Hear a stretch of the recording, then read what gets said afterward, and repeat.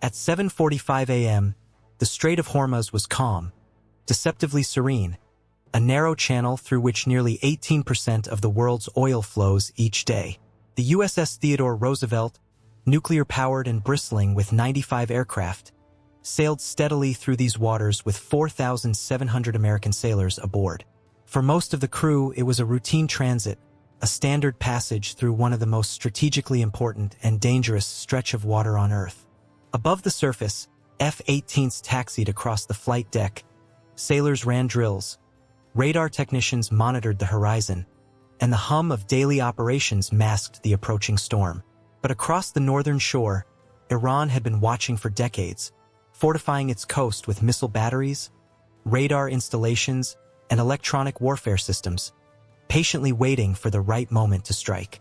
That moment had arrived, though the Iranians had no idea how swiftly their carefully planned ambush would unravel. By 1:52 p.m., U.S. signals intelligence detected encrypted communications from multiple Revolutionary Guard units coordinating along the coast near Bandar Abbas. Analysts' hearts sank as they intercepted a single chilling phrase: "Package delivery authorized for afternoon transit." This was not ordinary monitoring. This was a weapons clearance. At 2:18 p.m., 7 Iranian coastal missile batteries spread across 85 kilometers went to elevated alert, powering launch systems and activating radar signatures that screamed hostility. The Fifth Fleet headquarters in Bahrain immediately transmitted warnings across all channels, and Captain James Chun of the Roosevelt did not hesitate. "All hands, general quarters," he commanded, his voice cutting through the ship like a blade. "This is not a drill. All systems, Condition 1. Alarm klaxons shrieked as sailors sprinted to battle stations. Radar technicians engaged every sensor, and the most powerful air defense radars on the planet tracked hundreds of potential threats simultaneously. Then, at 2:47 p.m., the Iranian Revolutionary Guard issued the final authorization. 32 C-82 anti-ship missiles erupted from the coastal batteries in perfect synchronization, supersonic and sea-skimming, each designed to punch through naval armor and detonate within the ship. All 32 missiles converged on a single target, the USS Theodore Roosevelt. For the Iranians, this was the perfect saturation attack. For the Americans, the countdown to disaster had begun. Within 12 seconds, USS Port Royal's radar detected the launches, classifying them and triggering automated alerts across the fleet. Multiple layers of defense sprang to life simultaneously. The first wave, long-range interceptors from 3 Arleigh Burke destroyers and 2 Ticonderoga cruisers, launched to engage threats at 90 kilometers. Missile after missile exploded high above the Gulf, brilliant fireballs marking the destruction of the first 5 Iranian threats. At 35 kilometers, close-in defenses activated, firing hyperagile point defense missiles. 13 missiles were destroyed in this layer, but 7 managed to push forward. 20 kilometers from impact, the final defense layer kicked in. CIWS 6-barreled Gatling cannons spun at 4,500 rounds per minute, shredding incoming warheads in a storm of fire and steel. 20 missiles fell in succession, leaving only one, a single Iranian weapon hurtling toward the Roosevelt's flight deck with less than 7 seconds to spare. The ship held its breath. Captain Chen's calm voice cut through the tension. Threat neutralized. All missiles destroyed. Roosevelt secure. The last missile disintegrated mere hundreds of meters from the ship, sending metal fragments harmlessly into the Persian Gulf. 0 casualties. 0 damage. 32 missiles fired. 32 intercepted. The countdown to catastrophe had ended in total American victory, yet the moment demanded swift reprisal. While the last Iranian missile still streaked over the waters, U.S. Central Command had already authorized a comprehensive retaliatory strike. For American warships launched 112 Tomahawk cruise missiles, while the Ohio-class submarine USS Florida fired an additional 72. Stealth bombers over the Gulf of Oman received targeting updates, each loaded with 48 precision-guided munitions, while electronic warfare aircraft approached the Iranian coast first, jamming radar and blinding air defenses before the first missile struck. 8 minutes after launch, the first wave of Tomahawks struck the 7 coastal batteries that had fired on the Roosevelt, leveling launch vehicles, command trailers, and ammunition depots. Massive fireballs erupted, erasing 20 years of Iranian coastal defense construction in less than 90 seconds.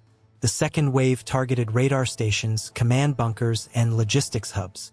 Anti-radiation missiles homed in on radar emissions like heat-seeking predators, obliterating 9 early warning radar sites and leaving the Iranian coastline blind. Command bunkers collapsed under precise hits, warehouses burned, and intelligence centers monitoring naval movements were destroyed. Within minutes, the Revolutionary Guard's ability to coordinate any defense along the Strait of Hormuz was annihilated. Fighter jets launched anti-radiation missiles, leveling coastal radar sites and ensuring that Iran's defenses could not respond to the next wave. The third wave struck deeper inland. Kesh Island, Larak Island, Abu Musa, and Kish Island military complexes, systematically destroyed. Submarine-launched Tomahawks targeted command centers coordinating Iranian operations in the Persian Gulf, eliminating logistics hubs and ammunition depots, while precision bombers dropped 96 bombs on the main naval facility that had coordinated the missile attack. Barracks were flattened, piers collapsed, patrol boats sunk, and anti-ship missile stockpiles detonated in catastrophic chain reactions. By the time the dust settled, 1,476 Iranian military personnel were casualties of their own miscalculation, while the Roosevelt and its 4,700 sailors emerged unscathed. 32 missiles had been fired at an American aircraft carrier. 327 weapons struck back in retaliation. 0 hits on the Roosevelt. 17 Iranian military bases were destroyed, 7 missile batteries obliterated, 9 radar stations annihilated, 5 command bunkers collapsed, and 8 ammunition depots exploded. The message was unmistakable. Attacking an American carrier is not a simple act of aggression. It is suicide. The USS Theodore Roosevelt completed its transit without diversion, unbroken and untouchable, proving that the might of the United States Navy is a force no adversary can underestimate. 32 minutes, 32 missiles, and a decisive, overwhelming response had turned a potential catastrophe into a demonstration of unassailable power. In the aftermath, the Persian Gulf fell silent once more.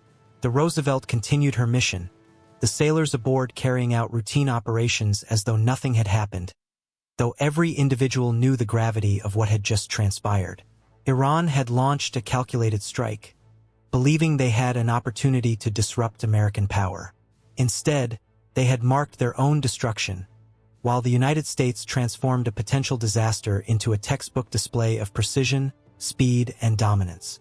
The seas remained under American control, the Strait of Hormuz secure, and the world reminded, once again, that challenging an American aircraft carrier is a gamble that no nation can afford to take lightly. This was not just defense. This was total annihilation of the threat, and a stark reminder that in modern warfare, reaction and preparation are as lethal as the weapons themselves. The clock had run, the missiles had fallen, and America had emerged victorious in 32 minutes. At 1:43 p.m., Al Udeid Air Base in Qatar was operating normally. Clear skies stretched over the sprawling compound, home to 11,000 American personnel, dozens of F-15s, F-35s, B-52 bombers, drones, and tankers, making it the largest and most critical U.S. military facility in the Middle East. Pilots prepared for missions, ground crews moved swiftly across the tarmac, and support staff handled routine operations, oblivious to the storm about to descend. Far to the north, Iran's Supreme National Security Council in Tehran convened an emergency session. Under pressure from escalating U.S. military presence, sanctions, and support for Israel, they made a daring, deadly decision. Launch a massive missile strike on Al Udeid, aiming to destroy American air power, inflict catastrophic casualties, and force a U.S. withdrawal from the region. By 12 p.m., 6 Iranian missile facilities were fueling and arming a total of 38 ballistic and cruise missiles. Shahab-3, Sumar, Karamshar, and Imad missiles were positioned across multiple launch sites, ready for a coordinated saturation attack. By 1:30 p.m., Iranian commanders believed they had achieved the perfect strike. 38 missiles, traveling different trajectories at different speeds, converging on Al Udeid simultaneously. A strike they thought would cripple U.S. capabilities in the Middle East. They imagined a Pearl Harbor moment, a stunning blow that would humiliate America and shift the balance of power. They had no idea that every calculation had already been accounted for, and that the outcome would be their own destruction. At 1:42 p.m., the first warnings came. U.S. Space Force infrared satellites detected thermal signatures across Iran.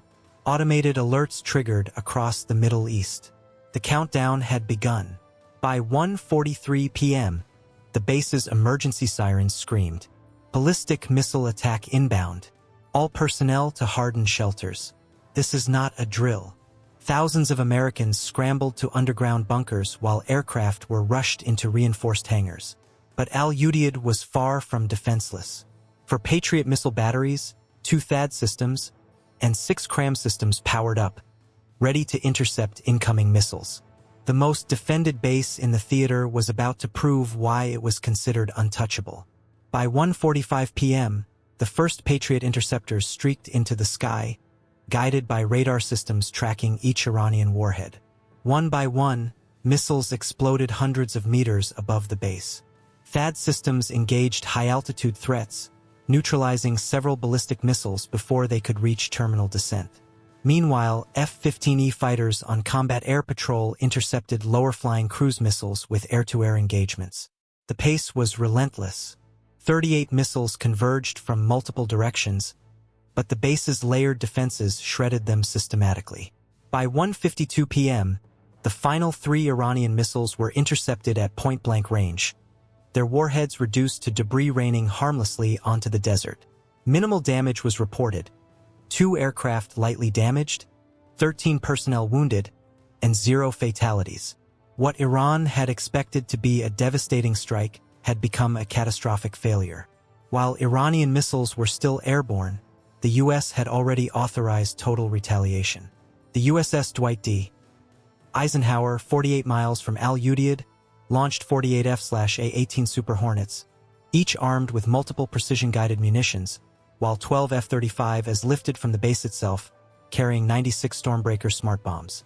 3 B-1B bombers, already airborne over the Arabian Sea, received targeting data for 72 cruise missiles. 6 submarines in the Gulf fired 120 Tomahawks. Electronic warfare aircraft jammed Iranian radar, blinding air defenses, ensuring a clear path for the incoming strike. Within minutes, the U.S. had mobilized over 944 precision weapons against Iranian facilities involved in the attack. By 2 p.m., the first wave of strikes hit Iranian missile launch sites.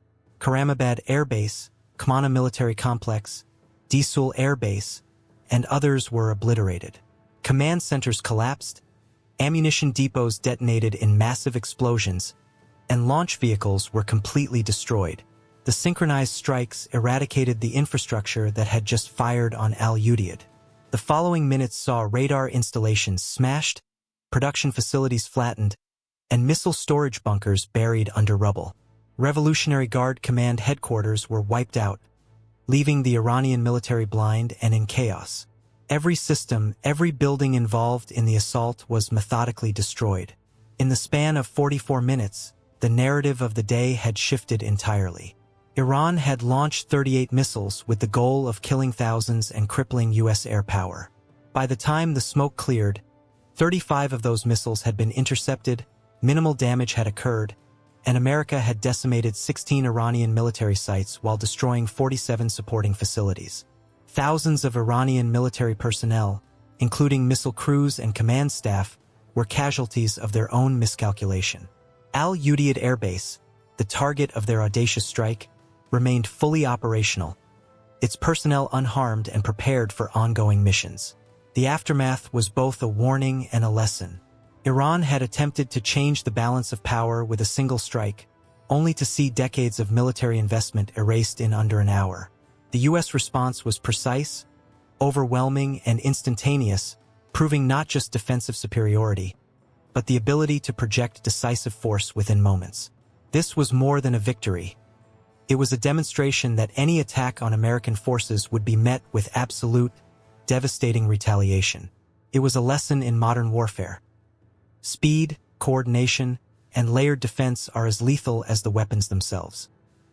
By mid-afternoon, Al-Udeid had returned to normal operations. F-15s and F-35s were back in the air, drones resumed patrol, and the 11,000 personnel went about their duties, fully aware of how close they had come to disaster and how decisively it had been averted. Across the Persian Gulf, Iranian commanders were left to witness the destruction of their missile program, the collapse of their facilities, and the staggering losses incurred in just 44 minutes. The story of that day would be remembered as a total reversal. A bold attack transformed into a spectacular failure, a calculated strike obliterated before it even reached its target, and the might of the U.S. military reaffirmed with unparalleled precision and authority. Al-Udeid Air Base had survived. America had struck back with surgical exactness.